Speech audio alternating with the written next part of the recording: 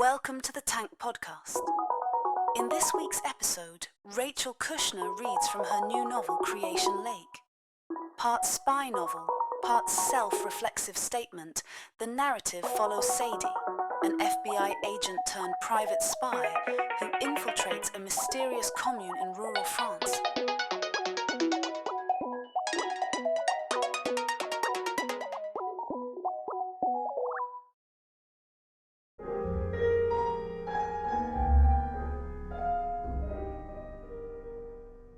I opened the windows of the hotel room, which swung on hinges to reveal a panorama of misty blue, a horizon line intersected by a white ferry that flashed in the sun.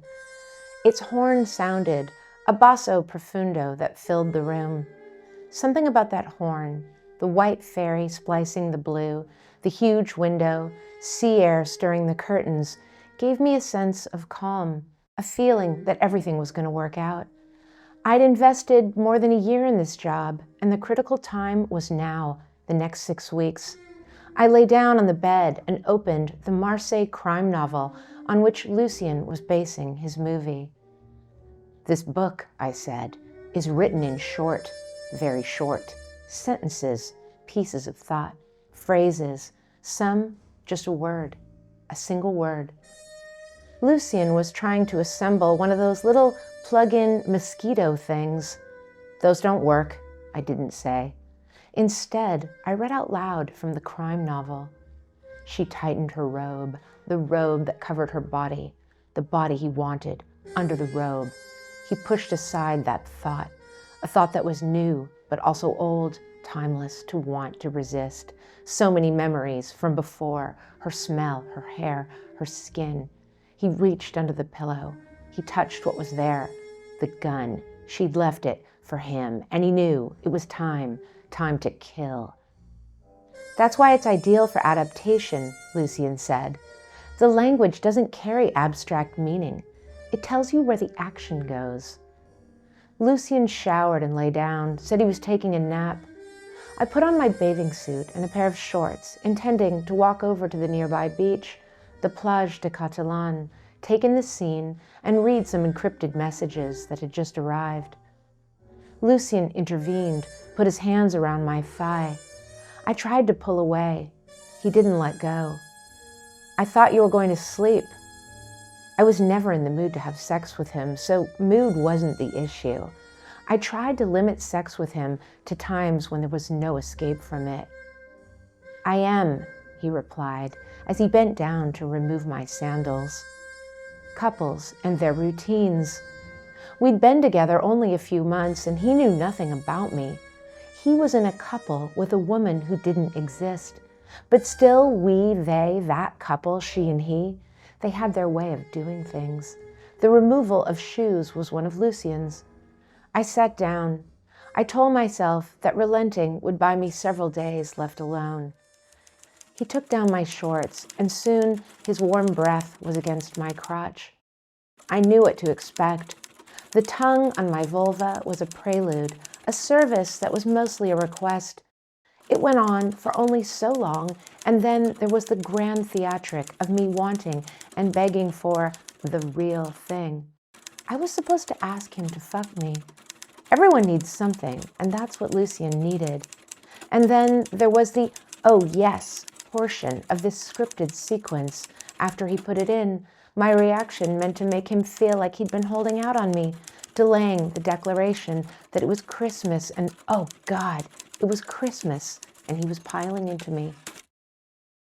The Plage de Catalan was a few steps from the hotel just around the curve of the waterfront. I ducked into a catty-corner bar, ordered a white wine, and glanced at messages concerning my sub-minister. It seemed that Platon would be making an appearance in Vendôme. I asked when and was told more details would be forthcoming.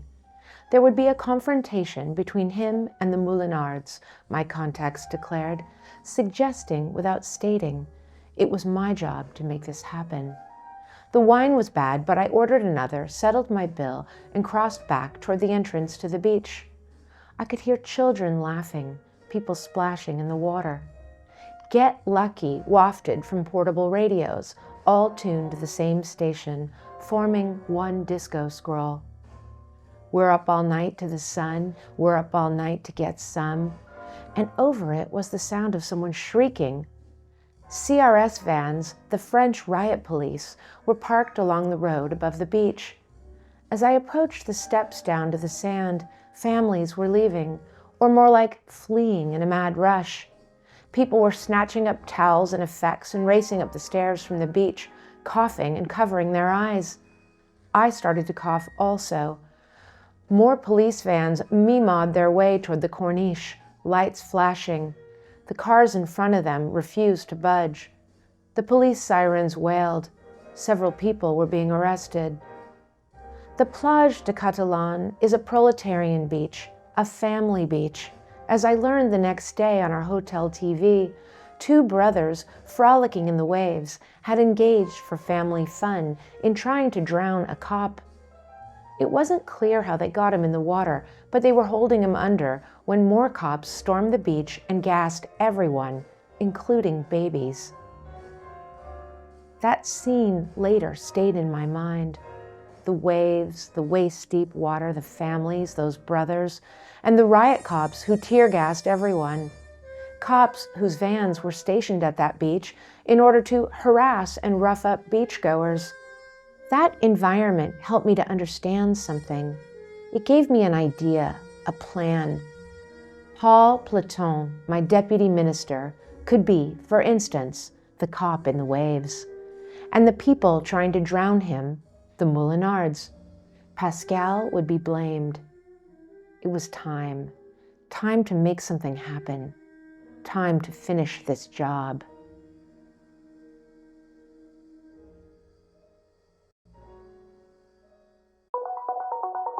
To hear more podcasts from Tank, you can subscribe on all major podcast platforms or follow us on SoundCloud.